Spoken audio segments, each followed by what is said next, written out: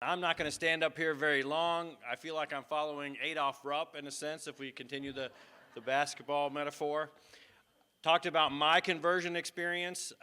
I have to admit, and before a conversion usually comes a confession. And so I will confess that I was that clinician who did not believe that all suicides were preventable, that if people wanted and really had a desire and they could not be stopped. I was that clinician who resented folks who woke me up in the middle of the night and I had to go to the ER, talk to residents on the phone. I avoided the topic. I became uncomfortable. I'm triple boarded in pediatrics, adult child psychiatry. I went to medical school for 4 years and 5 years of residency, and I probably got 2 hours of training along the way, mostly in what are the risk factors, but nothing about a systemic way of assessing risk, nothing about addressing suicidality as a topic or as a specific treatment goal. And I went to the American Suicidology Association meeting in Baltimore somewhat reluctantly. I think I'm a busy person. I thought this was somebody else's job. But what I thought was interesting is the reaction you get when you say you're going to a suicide meeting. I thought, people look at you like, why would you do that? But I have to say, David opened my eyes. Mike Hogan opened my eyes. This is not a problem for other people to solve. This is not a problem for community mental health centers to solve. We have representatives here of managed care organizations, corrections, Department of Public Health, education, child welfare, universities, our psychiatric facilities.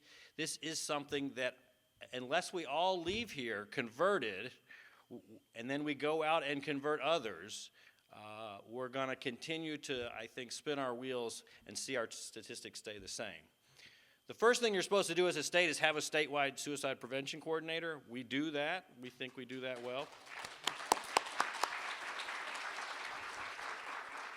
And we want to thank Jan for bringing us here.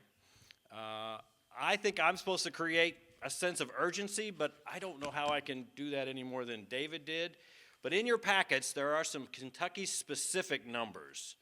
And so there's a document like this that says what are our numbers here in Kentucky. And I think none of these are a surprise to this audience probably, but we had 631 deaths in 2010, and that's probably an underestimate. When I went to Baltimore, the statistic that stuck out in my mind is there are now more suicide deaths than traffic and motor vehicle accident deaths in our country. And think about the system-wide interventions to decrease motor vehicle accidents. Highway guardrails, merging lanes. We build safer cars, airbags, seatbelts. We develop trauma systems. We have helicopters that land on highways.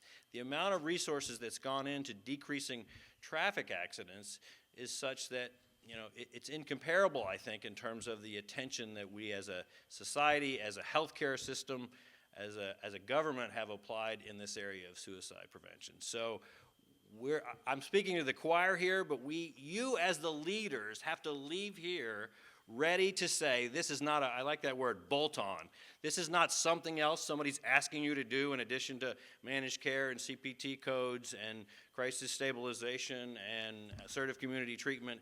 This is something that pervades your entire organization, and we think it fits very well with what you're already doing, and many of you are pretty far down this road, and we need to learn from you, but it also fits very nicely with trauma-informed care and what it is you're looking in your organizations to change the culture around how we work to recognize the previous traumas of those that we serve. And so this is a very natural, I think, extension of that work that was started, and Jan's going to talk to us about the next steps. What we know doesn't work is what, to some degree, we're doing now. We have poorly coordinated handoffs from suicide prevention hotlines to our treatment centers.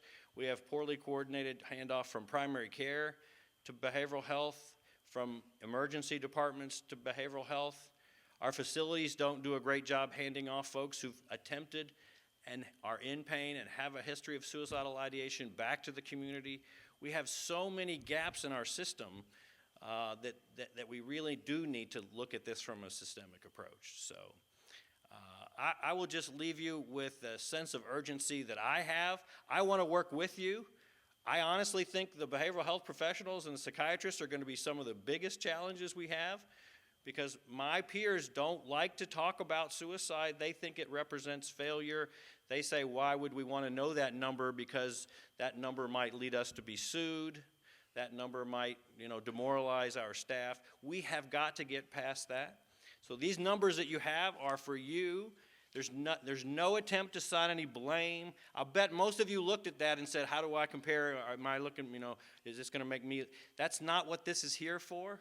Suicide rates are dependent on many variables: economic issues, poverty, unemployment, mental health incidents. So there's no attempt here in this data to say somebody's better than somebody. But what we have to do is not be afraid to look at this, not be afraid to set goals, not be afraid to say this is not okay, and not be afraid to say, in the population, the defined population that I'm responsible for, I am not going to tolerate any suicide completions. And recognizing that you have to set that charge from the top, and you have to believe it. And it's taken me a while to believe it, but I think David makes that case and shows you that that's the only way that we're going to really make a difference. And the meeting in Baltimore, there was an interesting sense in my mind of the field was somewhat, I think, embarrassed that they haven't brought the numbers down nationally. What do we really know what the science says?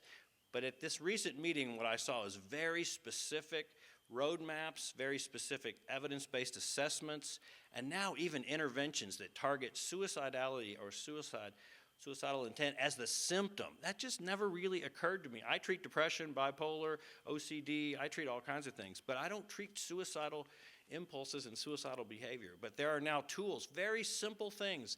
The idea of a caring letter, I scoffed at that. There's data that says that interventions like a caring letter can make a big difference. So Jan's going to help us, I think, talk about where we can go and how we can weave this into what we're already doing. But you as the leaders, I think, have to be willing to set the tone at the top. So I'll stop there.